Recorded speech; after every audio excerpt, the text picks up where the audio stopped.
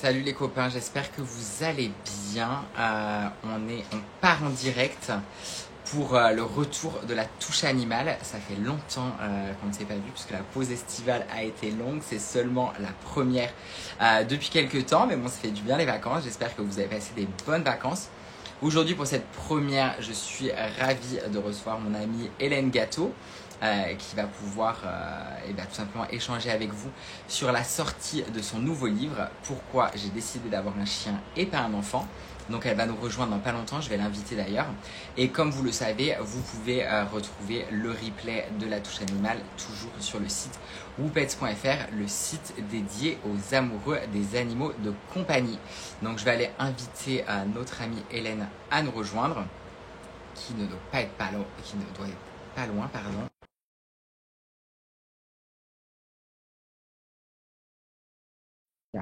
On attend Hélène et vous allez pouvoir échanger avec elle sur tout simplement le titre de son livre, hein, comme vous l'imaginez, qui est assez évocateur. Donc, lui poser toutes les questions que vous avez envie. Salut ma belle, comment ça va? Ah, Ben, ça ça va, Johan? va super, et toi? Très bien. Et il fait pas Quoi? trop chaud chez toi? Quoi? Il fait pas trop Ça non. chaud chez toi? Ça non. Ok, parce que moi j'ai un ventilateur là en mode studio d'Hollywood, parce que sinon vraiment ça ne marcherait pas. Donc si jamais vous entendez trop le ventilo, vous nous le dites et puis on changera. Ah. Bon, Hélène, je crois que c'est une grosse semaine pour toi cette semaine. Bah oui, voilà, le fameux ouvrage. Donc clairement, c'est la sortie de ton livre. Donc pourquoi j'ai décidé d'avoir un chien et pas un enfant aux éditions Albin Michel, donc qui sort ce mercredi. Ouais. Et Hélène, bon bah déjà, je serais envie de te dire la première question. Alors je sais pas s'il est loin de toi, mais on connaît tous Colonel et je sais pas si c'est nécessaire d'ailleurs de te présenter ce soir, puisque ce soit ma communauté, la tienne te connaît évidemment, la mienne te connaît aussi. Donc Colonel, je sais pas où il est, mais est-ce que du coup tu considères Colonel comme ton fils? Je considère en tout cas Colonel comme l'enfant que je n'ai pas voulu avoir. Voilà. Ça, c'est un peu ma petite phrase, effectivement. Après, je fais bien la différence. Hein. C'est pas un enfant, mais c'est vrai que j'exprime, grâce à Colonel, eh bien, une forme de maternité et qui me convient bien. Est-ce qu'on vient bien? Et donc justement, tu disais l'enfant que je n'ai pas voulu avoir. Justement, quand on est enfant, on s'imagine être parent, on se dit tiens, bah moi j'aurais un monospace, un labrador certes, mais un, deux, trois enfants. Et donc toi, non, depuis le début, tu as toujours su que tu ne voulais pas être maman. Oui, après, on le formule pas quand on est enfant. Je me suis pas dit quand j'étais enfant, j'aurais jamais d'enfant. C'est venu au fur et à mesure. Et puis c'est surtout quand j'ai commencé à approcher de la trentaine, 30, 35 ans, où là, ça devient un petit peu plus suspect le fait que tu n'aies pas d'enfant.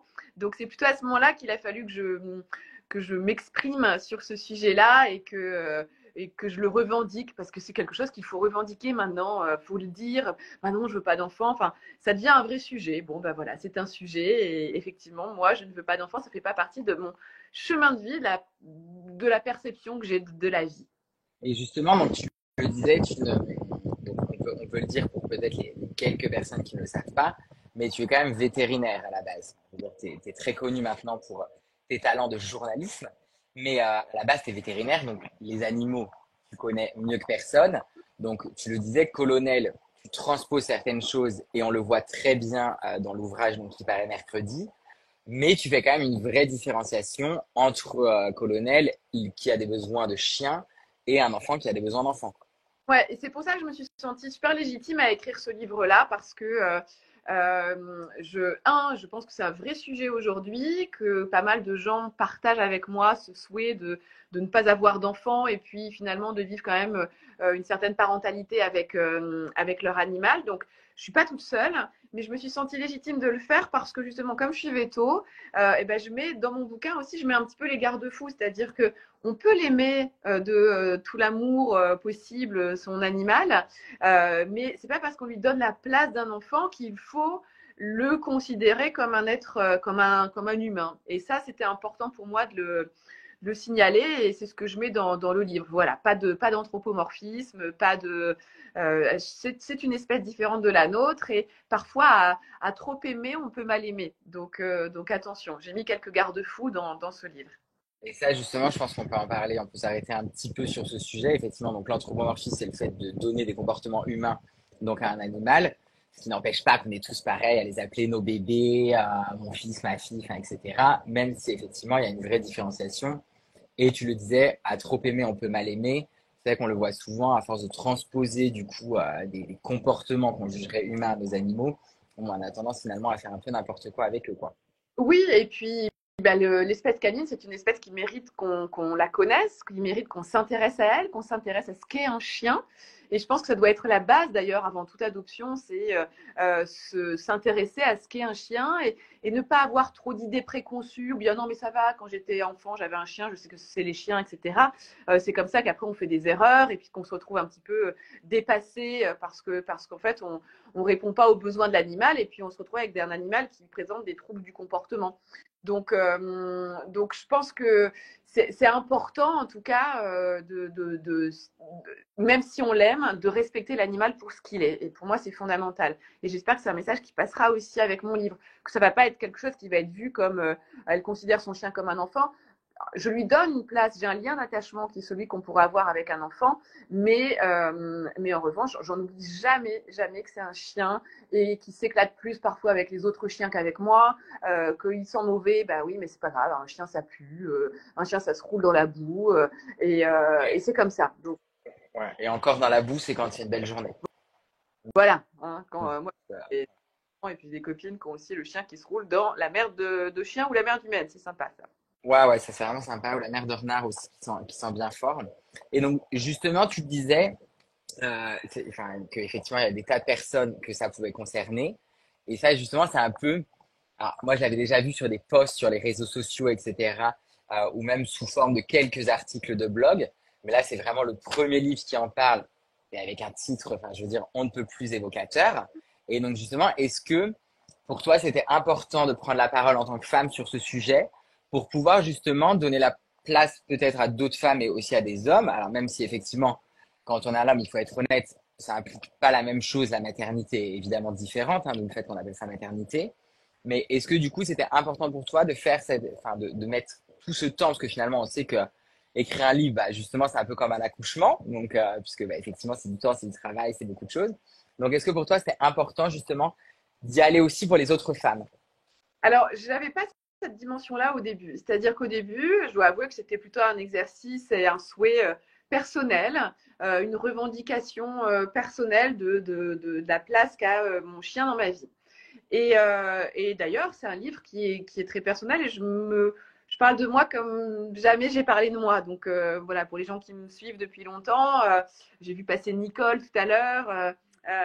Bon, je pense que ça va être l'occasion pour de me découvrir plus parce que je parle avec beaucoup de sincérité et assez de transparence sur un peu plus sur ce qu'est ma vie, qui je suis. Donc là, au départ, c'était vraiment quelque chose de personnel et puis aussi parce que je me rendais compte que ça devenait un sujet de société. Même le pape François, en début 2022, dans une il a dit, notre cher pape, les jeunes couples ont un enfant et puis ensuite ils ont un chien ou un chat, ou alors ils ne veulent pas d'enfant et ils ont un chien ou un chat. Oui, ne souriez pas, ne riez pas, les animaux sont en train de prendre la place des enfants. On assiste à un déni de la maternité et de la paternité, en gros à un recul de notre humanité. Je me suis dit, si le pape François il en parle, c'est quand même que c'est un sujet. Donc, donc voilà, au départ, c'était vraiment, c'est parti de là.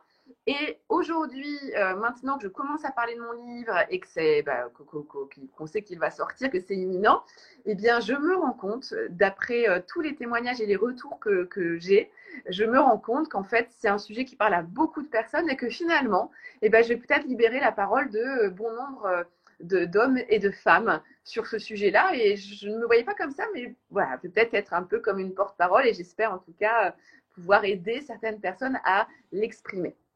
Oui, parce qu'on peut le dire sur la promo, enfin la promo de ton livre a démarré. On te retrouve sur des gros médias d'ailleurs.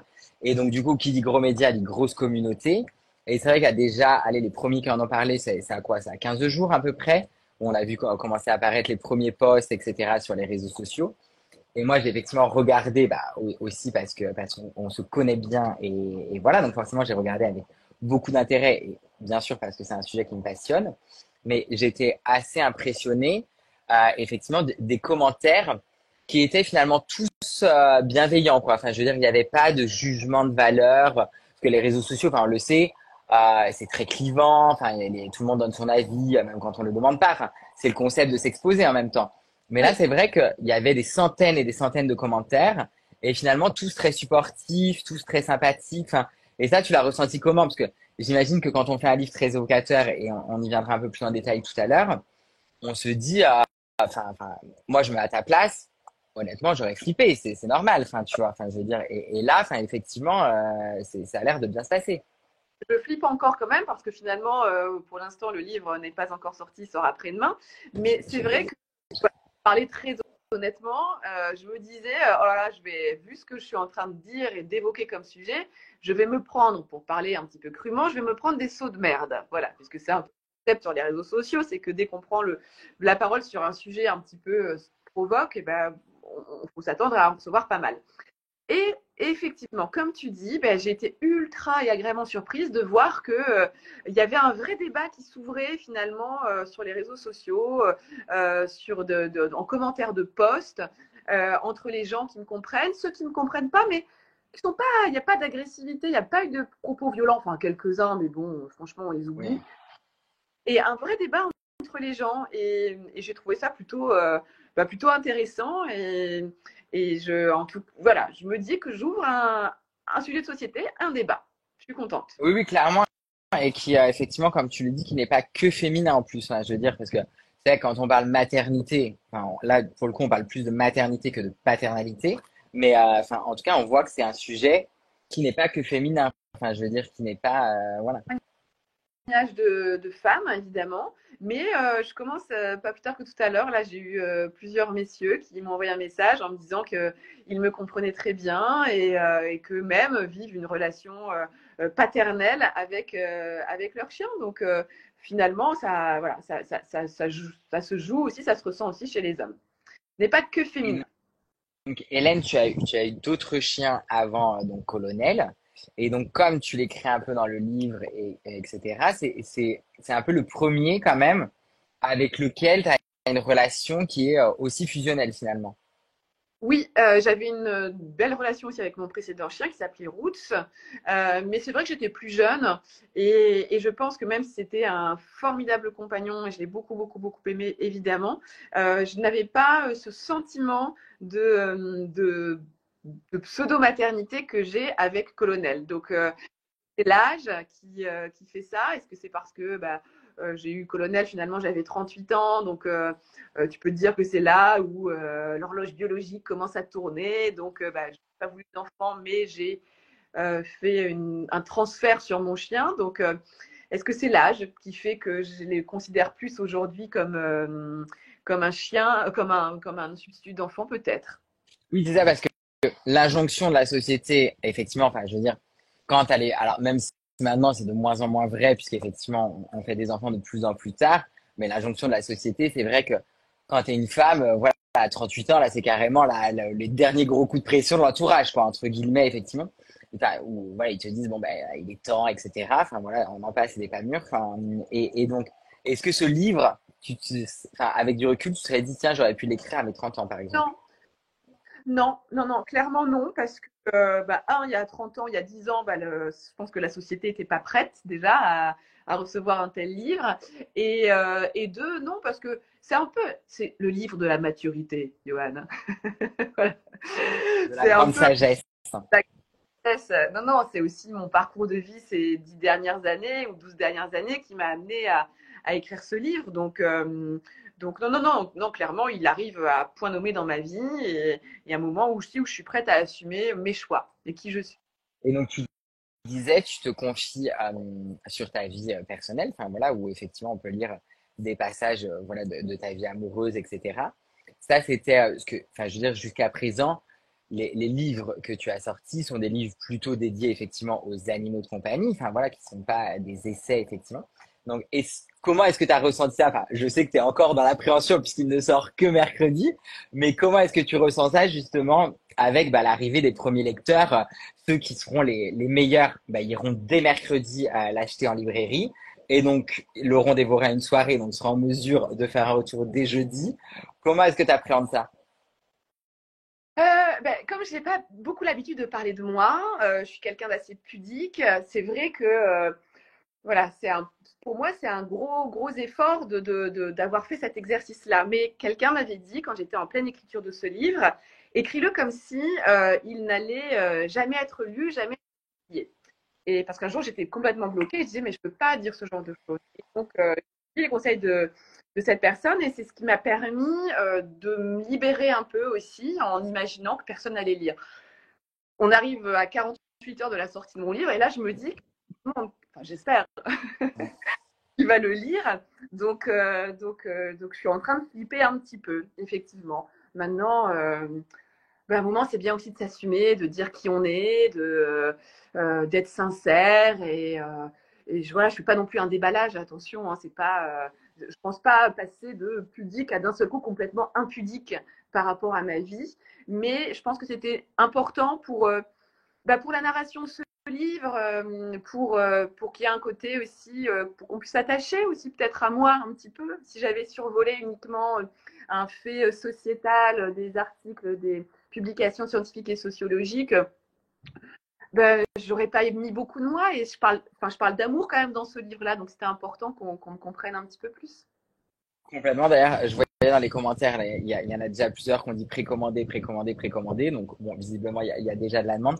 Donc, effectivement, vous pouvez d'ores et déjà le précommander. Vous avez d'ailleurs toutes les infos sur l'Instagram d'Hélène. Bon, il vous reste plus que quelques petites heures à attendre puisque c'est même pas 48 heures. Voilà, dès mercredi matin, vous pouvez direct avoir. Donc, je voyais Karine aussi qui disait il va cartonner ton livre. Bon, c'est évidemment tout ce qu'on te souhaite, mais en tout cas, il fait déjà beaucoup de bruit, donc il n'y a pas de raison. Et alors, il y avait une question, oui, c'était est-ce que Hélène, il y aura des séances de dédicace sur l'ouvrage? Alors juste avant ça, tu vois, je viens de lire là quelqu'un qui nous dit merci d'oser mettre ce sujet sur la table. Et c'est vrai que j'ai reçu pas mal de remerciements et ça me touche beaucoup parce que ça vraiment je ne me mesurais pas. Au départ, c'était un livre assez personnel et je n'avais pas vu que ça allait pouvoir parler à autant de personnes et aider des personnes. Alors aujourd'hui, si je peux en plus avoir cette dimension-là grâce à mon livre, ça me touche beaucoup. Des séances de dédicace, on m'attend en Suisse aussi. Waouh, voilà. Bon, les séances de dédicace, je ne sais pas encore. Alors si, la Woofrun, je serai au Woofest ce week-end, samedi et dimanche, pour animer des événements lors du Woofest. Donc, je pense qu'il y a pas mal de gens, d'amis des chiens, d'amoureux des chiens qui y seront. Donc, dédicace sur le stand Santé Vet à 12h30 samedi et dimanche. Ça, c'est la première chose. Et ensuite, je ne sais pas encore. Mais comme mon livre va être un énorme succès, je vais être réclamée partout et j'irai faire des dédicaces dans toute la France. Mais ça, c'est sûr. Enfin, en tout cas, voilà, on le voit, il fait grand bruit, il intéresse des gros médias, ce qui est toujours pas le cas. Et tu le sais, tu as fait d'autres livres avant. C'est pas souvent le cas. Là, c'est vrai que comme tu l'as dit, tu pointes justement un sujet de société. Et donc, enfin, voilà, on est sûr qu'il y a, et on le voit dans les commentaires, ça parle déjà à beaucoup de monde. Donc, il n'y a pas de raison, entre guillemets, que ça ne marche pas. Ouais, Et donc, vas-y, pardon. vous allez me voir dans quelques médias à suivre. Bon, je ne dis rien pour l'instant. De toute façon, en me suivant sur les réseaux sociaux, je mettrai tout, je mettrai les liens, etc. Mais au-delà d'intéresser les gens comme moi ou les amoureux des animaux, c'est un sujet qui intéresse les journalistes en tout cas. C'est un phénomène de société, Johan. On est en train d'assister à l'émergence d'un nouveau phénomène de société. C'est dingue, c'est dingue. Mais non, mais je suis totalement d'accord et j'espère que l'histoire se souviendra que c'est toi qui l'as lancé parce que je dis, moi, effectivement, j'en ai vu plusieurs qui en parlaient avant. Je te dis, mais c'était anecdotique, voilà, c'était des posts sur les réseaux sociaux, mais c'était déjà très courageux parce que, enfin, c'est vrai qu'on n'en parlait pas il y a encore peu de temps et que effectivement, tout le monde n'est pas toujours agréable. Donc, effectivement, le livre, et justement, ça embraye tu me fais une belle passe pour ma prochaine question. Est-ce que justement, avec ce titre, qui est une fois de plus évocateur et le sujet de société dont tu parles, est-ce que tu n'as pas eu peur, toi, en tant que femme, d'être justement renvoyée à ce qui a toujours été jugé avant, comme cette expression que je déteste, parce que finalement, en plus, du coup, j'en suis un ou une, tout dépend de comment on dit ça, mais de mes mères à chat. Parce que moi, par exemple, je suis une mère à chat, si on va par là, tu vois. Et donc, du coup, je veux dire, et le terme mémère-chat, que ce soit chien, chat et tout, a toujours été quelque chose de péjoratif dans notre société. Bah, Voilà, bah, je suis peut-être une mémère à chien. Je sais pas, à vous de me le dire, j'en sais rien. Non, mais justement, c'est aussi pour ça que je me suis permise de prendre la parole sur ce sujet-là. C'est parce que je pense que je suis dans la vie, j'ai une vie sociale, j'ai des amis, j'ai une famille. Je vis pas reclus chez moi sur mon canapé en disant j'aime personne et personne ne m'aime. Et je vis pas comme ça. Donc c'est vrai que pour moi c'était important de pouvoir prendre la parole sur ce sujet pour justement casser un peu ce côté de la femme qui est misanthrope, qui n'aime personne, que personne n'aime et qui vit reclus. Donc voilà, c'est pas mon cas et pour autant, bah, ça m'empêche pas d'avoir fait ce choix-là qui peut déranger, qui peut être particulier, mais que j'assume pleinement aujourd'hui. Non, mais je crois que pour ceux qui te suivent et tout, puis t'as pas beaucoup le physique de Gertrude, qui est la caricature de la mémère achat, donc ça va, je pense pas qu'on va te taxer de ça, etc. Et j'aimerais que tu nous parles un peu de la préface, puisque la préface, c'est quand même, donc c'est Sylvain Tesson qui t'a écrit une très très jolie préface, et rien que déjà la préface donne envie de dévorer le livre, puisque j'ai la joie de lire la préface, peut-être pas en exclusivité, mais quand même dans les premiers, et j'en étais ravi. Donc, est-ce que tu peux nous parler effectivement du choix de Sylvain Tesson et peut-être sans dévoiler toute la préface, mais un peu d'envolée lyrique qu'il a fait dans cette préface? Alors, pour moi, c'est un bijou d'avoir une préface de Sylvain Tesson pour mon livre. Sylvain Tesson, j'ai eu l'occasion de le rencontrer pour une interview quand je présentais une émission sur Ushuaïa TV qui s'appelait Ushuaïa le Mag. Et on se côtoyait le temps d'un festival, le festival du film d'aventure de Val d'Isère, dont j'étais jury. Et lui, c'est le président de cérémonie depuis plusieurs années. Et donc, on avait sympathisé. Et puis, mais moi, j'étais complètement pétrifiée à l'idée de l'interviewer parce que pour moi, c'est le plus grand écrivain français que nous ayons. Et j'avais peur de passer pour la blonde idiote qui va lui poser 10 questions, quoi. Et le jour de l'interview, c'est pour vous raconter l'anecdote, le jour de l'interview, le matin même, je reçois un coup de fil dans ma chambre d'hôtel et c'est Sylvain Tesson. Et Sylvain Tesson me dit Hélène, est-ce que vous êtes toujours à votre hôtel? Je suis avec une amie, son chien est en train de mourir, il va pas bien du tout. Est-ce que vous pouvez voir? Et donc j'y suis allée, ni une ni deux, et en fait le chien, il avait des problèmes pour respirer. C'était pas grave, mais ça peut être extrêmement angoissant comme situation pour un propriétaire. Et donc enfin voilà, j'ai joué un peu Dr House. Voilà, j'ai demandé à son ami de me chercher un stéthoscope au Canada. Meredith Grey dans Grey's Anatomy, quoi. Ouais, voilà, c'est ça. C'était vraiment. Et il y avait le Sylvain Tesson qui était au-dessus de moi comme ça, et puis qui d'un seul coup était, ouais, comment dire, admiratif. Et l'équilibre s'est renversé d'un seul coup. Donc ça a été assez, comme quoi les hasards de la vie sont très bien faits. Et donc l'après-midi, on a passé une super interview. Enfin, c'était vraiment bien. Et après, on est resté un petit peu en contact. Et lorsque j'ai eu l'idée de faire ce livre et puis de demander une préface, j'ai pensé à lui parce qu'il s'était déjà exprimé sur le sujet qu'il ne voulait pas d'enfants. Donc je me suis dit, ça peut le toucher de ce point de vue-là. Et je sais aussi qu'il a quand même un côté très proche de la nature, très observateur des animaux. Donc, et puis un regard qui prend une dimension, il peut prendre comment dire, de haut, quoi. Voilà, il peut amener une Oui, vision. bien sûr, oui, oui, c'est clair. C'était, ouais, je trouve plus mes mots, moi. Et donc, je lui ai suggéré, et, il m'a gentiment dit oui tout de suite. Tout de suite, tout de suite, tout de suite. Je vais même vous dire, sans avoir lu le manuscrit, il m'avait dit oui. Donc après, c'était courageux, hein, je lui ai dit que c'était culotté, mais bon, il m'avait dit oui. Et puis ensuite, eh bien, il m'a envoyé cette magnifique préface qui, pour moi, un honneur inestimable. Ouais, qui est vraiment canon, je vous recommande. Enfin, tout est super de toute façon. Donc, Eh ben, rien pour sa préface, voilà. C'est, c'est... le contenu est sympa et je pense que beaucoup de monde s'y retrouvera. Et donc, il y a Isarif qui disait effectivement, il y aurait beaucoup moins d'abandon et d'animaux malheureux dans les refuges si tout le monde pensait comme ça. Bon, bah, ça, c'est sûr que effectivement, ce serait un peu différent puisque on a moins tendance à abandonner son enfant, même si le parallèle, on le répète, reste sur le lien qu'on peut avoir avec eux et non pas sur l'anthropomorphisme, puisque effectivement, c'était pas là où effectivement on voulait en venir. Et est-ce que Colonel, du coup, a pris la grosse tête depuis qu'il est en couverture d'un futur best-seller ou il garde les pattes Non, froides? non, j'essaye de le. On sait les dégâts que ça peut faire sur les enfants, les réseaux sociaux, hein, donc, et la notoriété, donc je le ménage. je lui fais pas part de tout. Hein, voilà, je le ménage son insouciance, c'est extrêmement important.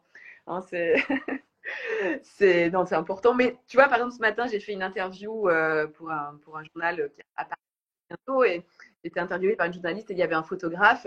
Et le photographe, à la fin, il dit est-ce que je peux prendre, on peut prendre une photo. Mais en fait, il voulait juste la photo avec Colonel. J'adore. C'était juste la photo avec Colonel.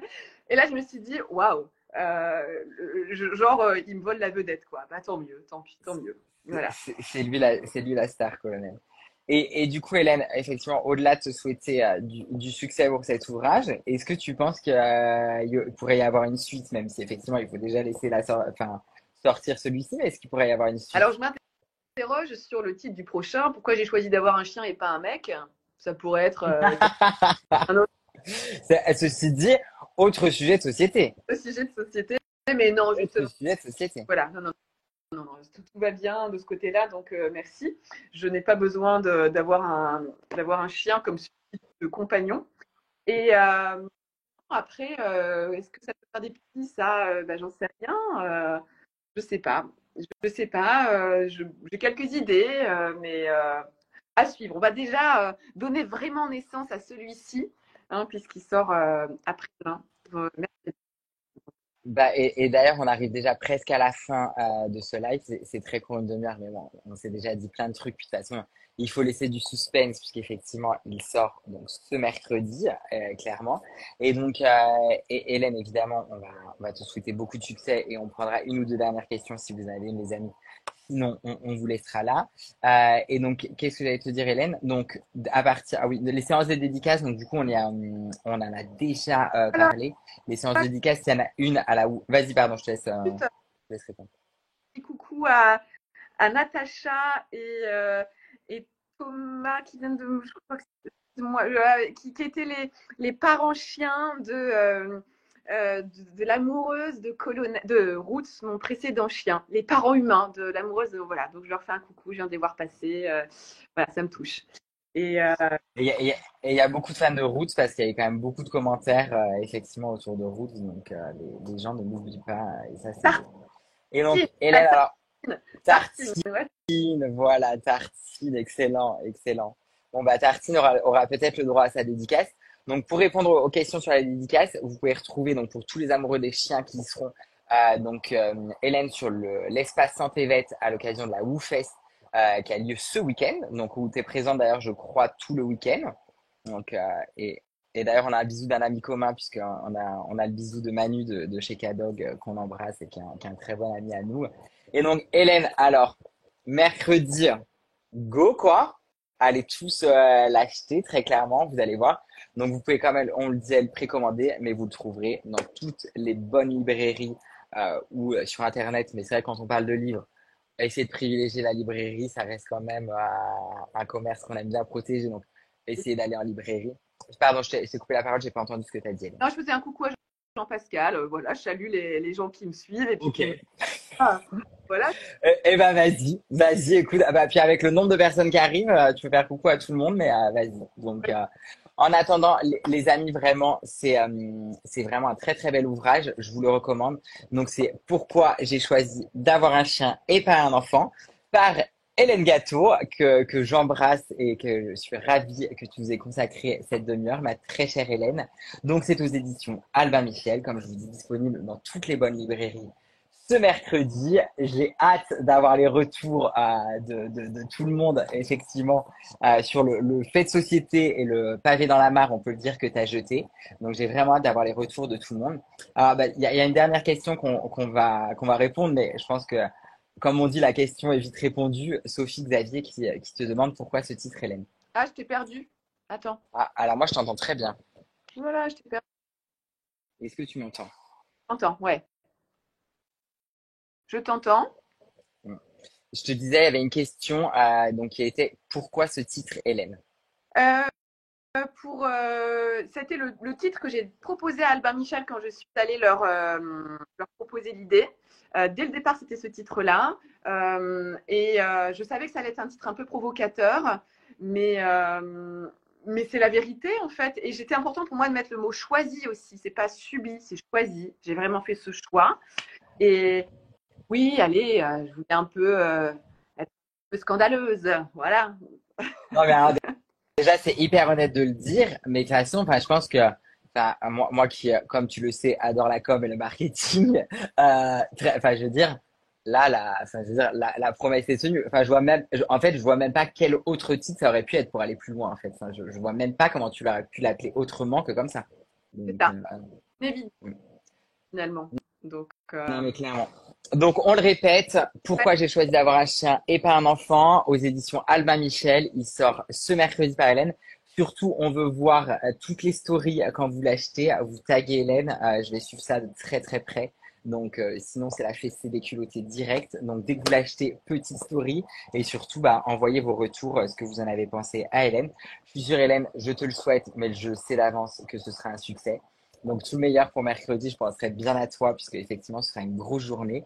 Les amis, merci de nous avoir suivis. Merci pour vos questions. Et dès demain, vous pouvez retrouver le replay du live sur le site whoopets.fr, qui est le site number one sur les amoureux des animaux de compagnie. Hélène, je t'embrasse. Merci pour ton temps. Des caresses à Colonel.